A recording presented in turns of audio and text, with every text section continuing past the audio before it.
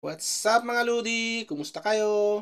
So for today's tutorial mga Ludis, para po dun sa may mga wifi na, ayan po, ini wifi na ang brand po ay Huawei. So tingnan nyo po kung ano yung wifi nyo po, kung brand na Huawei po ba yan. So ituturo ko sa inyo kung paano kontrolin yan. Packet wifi man to, modem, router, extender, or ano mang pong wifi basta brand ay Huawei. Madali lang po kontrolin yan gamit ang inyong mga cellphone. Kahit globe pa po kayo, PLDT, or smart, ano man po yung internet nyo, kahit man sa sulok man kayo ng bansa, kahit nasa Pilipinas kayo or international abroad, pwede nyo po yung kontrolin gamit ang tutorial na ito. Isang application lang po, pwede nyo kontrolin lahat dyan. Diyan po, makikita nyo po lahat kung sino yung mga nakakunik, kung ano yung mga nakakunik, at kung ilan po yung nakukonsume nyo na internet sa isang buwan. Pwede nyo rin pong palitan yung pangalan or password. Meron pa tayong tutorial niyan. So ngayon po, ituturo ko po sa inyo kung paano kontrolin ang inyong mga wifi para po malaman nyo kung sino-sino yung mga nakakunik at kung paano tanggalin o paano po i-block, hindi na po sila makakunik sa inyong mga wifi. So dito po, ito po ang aking gagamitin. Router po siya, Huawei brand. Kahit ano po paalala po, kahit anong model, anong model or wifi, basta brand ay Huawei. Yan po, makikita nyo po yan. So dito, gamit lang ang ating mga cellphone. Ipapakita ko sa inyo, kukontrol natin itong internet na wifi na ito. So siyempre po, kailangan po naka-turn on itong wifi natin at meron po kayong load. Kasi para po ma-download natin, maka-access po tayo sa ating mga internet. Okay? Click lang natin to. And then, connect natin yung power.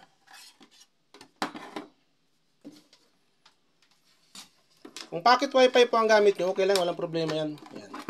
So yan po, tayin lang natin po na magkaroon ng connection yung ating wifi. So pag yan po naging green na, ibig sabihin po ay meron na pong internet ang inyong mga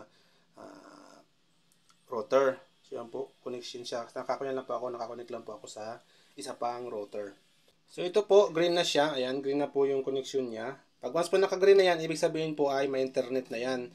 Ngayon po, ang gagawin lang natin ay pupunta tayo sa ating mga cellphone. Ayan, pumunta kayo sa inyong mga app store ng inyong mga cellphone, okay? Yan yung applications, app store kung saan po kayo nag-download ng mga application. Dito sa akin, sa Play Store siya. Open natin. And then dito po, pagdating mo dito sa app store nyo, i-search nyo lang ang Huawei. Ayan, Huawei High Link na yan. Ayan po, i-search nyo po yan. Tapos po, piliin nyo yung Huawei High Link Mobile Wi-Fi. Ayan.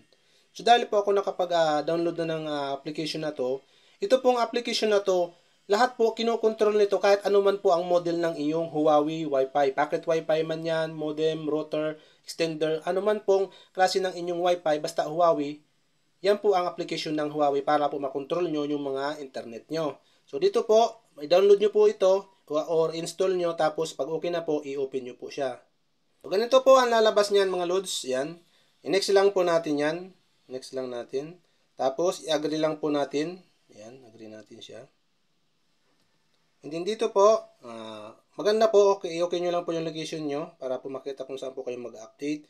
So, new login po. I-swipe nyo lang po pagilid. Ayan. Swipe nyo pagilid. And then, click ng start. Ayan. Tapos, allow po ang location nyo. Ayan. So, dito po, kung mapapansin mo, ayan, select the device. So, dito po, isi-select nyo yung device nyo, Wi-Fi, wireless router. Ito po yung mga, ito pong wireless router na to. Ito po yung gumagamit po kayo ng SIM card. Okay? Bawa, kung ang Wi-Fi nyo po ay may SIM card, 3G o 4G, hindi po kayo nakakonect sa home router, katulad ng mga hindi kayo nakakonect po sa fiber optic, ganon, ito po kayo, packet wifi, dito po kayo pupunta, click nyo lang po yan, and then piliin nyo lang po yung connect or connect later. Okay? Kasi po ako naka-connect po ako sa fiber. Okay? So, dito po ako pupunta sa home router. Ayan, click po natin yan, and then click po natin tong connect. Ayan. Siyempre po, naka-connect po ako. Ayan, nilipat po tayo dito. Ito po yung router ko. Ito po, dito po ako naka-connect. Ito po yung itong router na to. Ito po siya, yung Bartin TV. Click natin siya, mag-connect tayo diyan. Kailangan po, diyan po kayo naka-connect bago po kayo mag-open ng application na yon. Ayan. Dapat po, connected na po siya. Ayan. Ngayon, back tayo sa application. Ayan. Ngayon po, ayan, ganyan na po ang lalabas sa inyong apps. Dito, ilalagay nyo lang po dito, yung login nyo lang po dito. Ayan. Click nyo yung login. Ngayon po, ilalagay nyo lang po dito yung login password as yung sa Wi-Fi po. Makikita nyo po yan sa inyong mga Wi-Fi. Tingnan nyo po ang inyong mga device ng Wi-Fi nyo. Makikita nyo nasa ilalim yan. Minsan po nasa likod. So, siyempre, hindi natin pwede ipakita yan. Bakit makita ni kapitbahay? So, ilagay nyo lang po dito yung password ng inyong Wi-Fi. Yan, Wi-Fi nyo po dito. Okay? And then, i-click ko po itong allow login. Yan.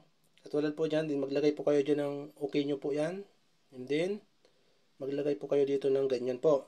Pag okay na po yan, i-click nyo na po yung login na yan. Ayan.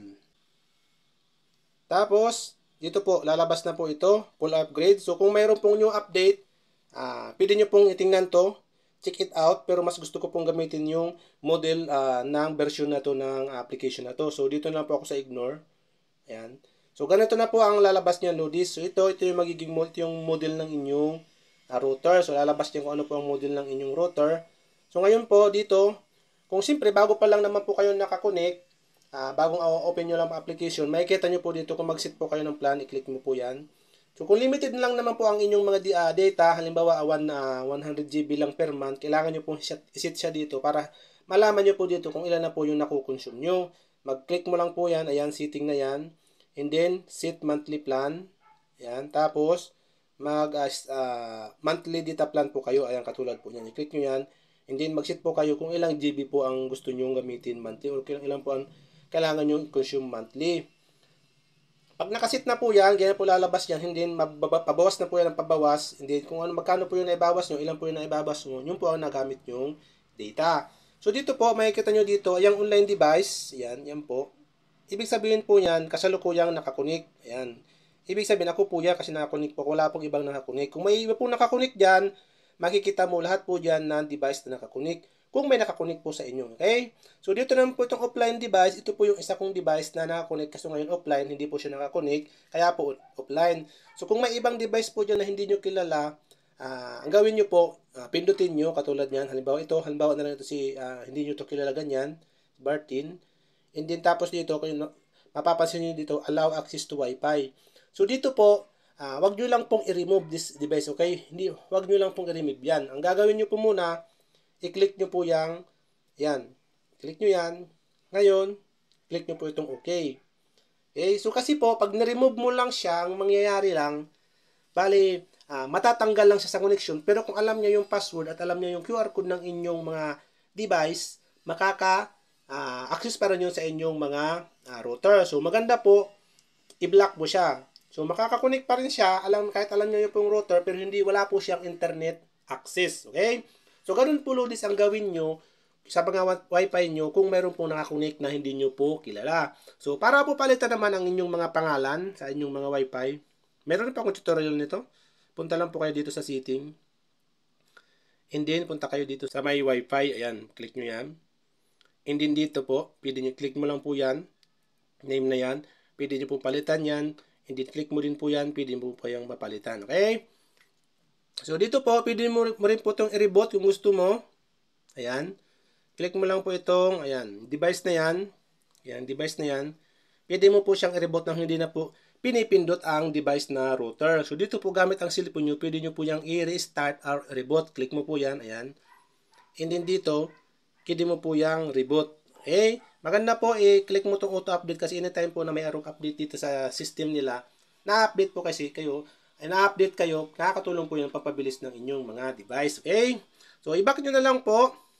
So, kung ano po ang makikita nyo dyan na hindi nyo po gusto, kayo na lang po mag-adjust nyan kung yung mga nakakonect dyan na hindi nyo po kilala o gusto nyo i-block o i-control.